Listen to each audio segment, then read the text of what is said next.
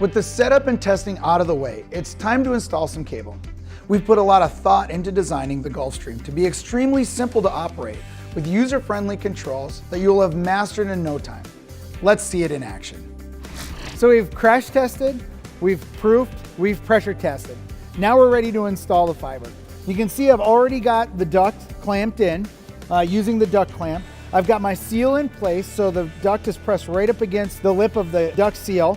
I don't have my venturi in place, and that's because I'm gonna need to be able to get the carrier and the swivel into the duct. And then the only way to do that is to not put the venturi in until after we get that in place. So now that we've got that in place, we wanna get our fiber ready. Now, we can't just install the fiber without anything on it. We need something to capture the air, and that's where the birdie comes in, okay? Birdie's gonna capture the air and help pull the fiber along. We also need a swivel, like this. What the swivel is gonna do is as the cable comes off of the reel, the cable wants to spin. Okay, if we don't have a swivel in place, it's gonna force everything to spin down the line, and we wanna relieve that pressure. So the swivel is going to allow the carrier to blow straight down the line while the swivel is rotating with the fiber. And we need something to hook those up to. And so that's where our grip comes in handy. Our grip acts like a Chinese finger trap. You slide it onto the cable.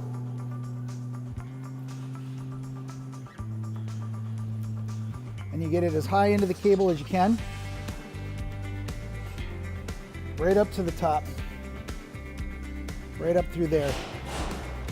Once that's on, you take your electrical tape and you start taping. Now it's important that you tape all the way up the cable. And the reason for that is you want to make sure, A, it lowers the abrasion as it's going through the duct around corners because you don't have the wire scraping up against the duct. The other thing is that it makes sure that it's secure to the cable.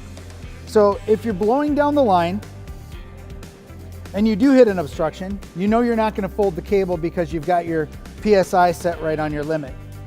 But you hit the obstruction and you start pulling back.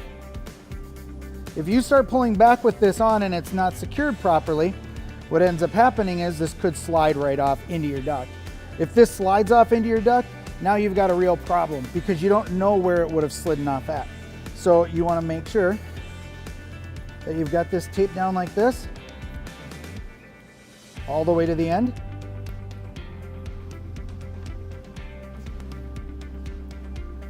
And you've got some play on the end off of the grip as well.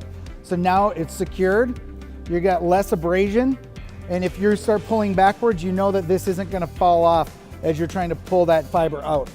After that, now that we've got that on good and tight, we're gonna attach our swivel.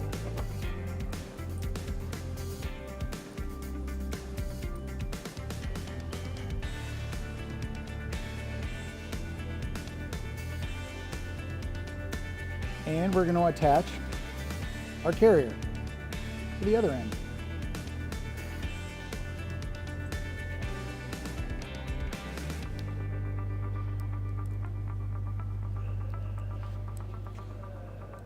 And once this is together,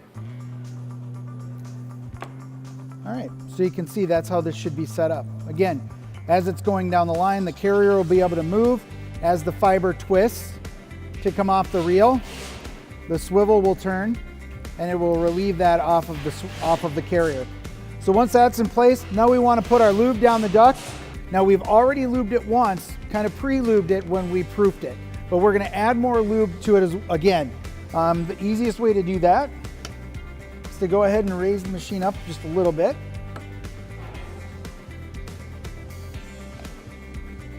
And we start adding lube. Now you want a quart for every 100 feet. When you put the lube in, when you pre-lube, you want to put about a third of it in front of the proofing foam and blow it down the line. And then what we're going to want to do is we're going to want to add more now.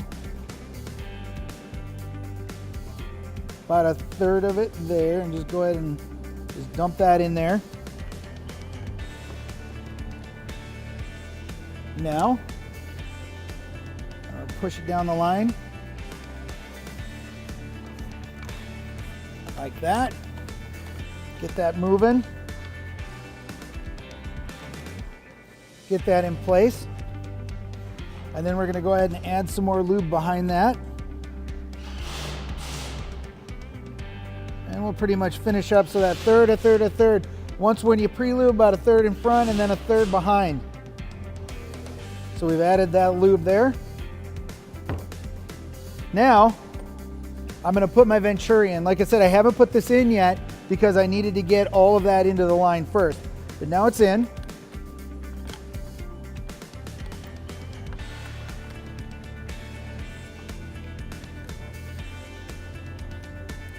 Now that I've gotten that in place, now I need my my fiber seals. So your fiber seals are going to keep the air flowing in that direction down the duct. Without them, you're going to lose a lot of air going that way. And we want to make sure that we maximize as much air pressure and as much air flow going down the duct as possible. So I've got the 2 seals. One of the important things is when you put the seals in, you want to make sure that on one of the seals, the slit is face down and the other one is face up. Doesn't matter which one, but one should go down and one should go up. That way you never have them lining up. You never run the risk of losing air through those, and you're never lining up with the edges of the Venturi. So you could lose airflow that way. So one up, one down. So I've got that one on. And you don't want to press it into place until you have both of them ready to go, because once they're in, it's a pretty tight seal. You also want to make sure that the pointy end is going down the duct.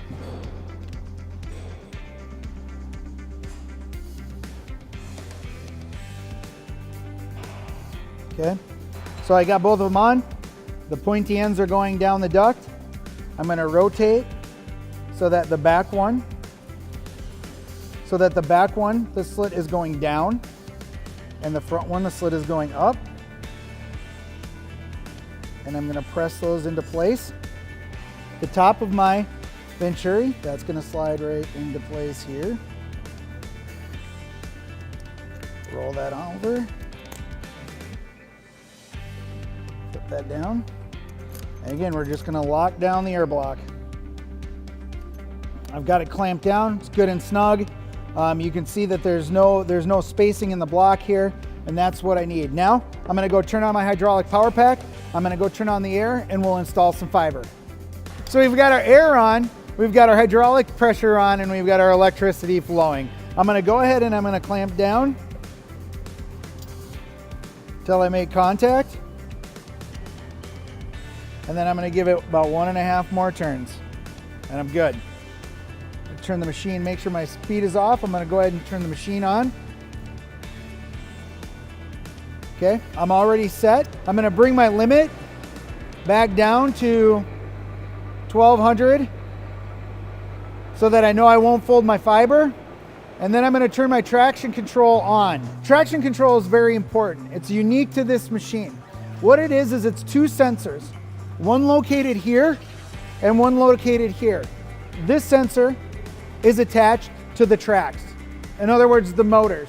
It's going to read when the tracks are running. There's another sensor located on the back of the machine, or the other side of the machine, that is attached to to the independent roller back here, okay? And all that does is it tells us that there's cable moving to the tracks. If this roller stops and this roller keeps going, it automatically shuts it down. That's important because it's going to save the jacketing.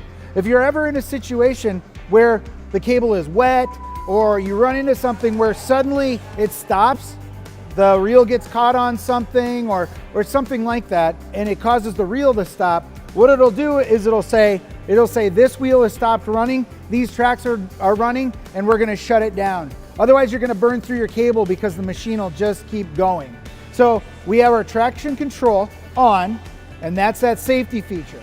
We've got our PSI set to the level established for the crash test, so we know we're not going to crash the fiber when we're installing it, and now we're ready to go.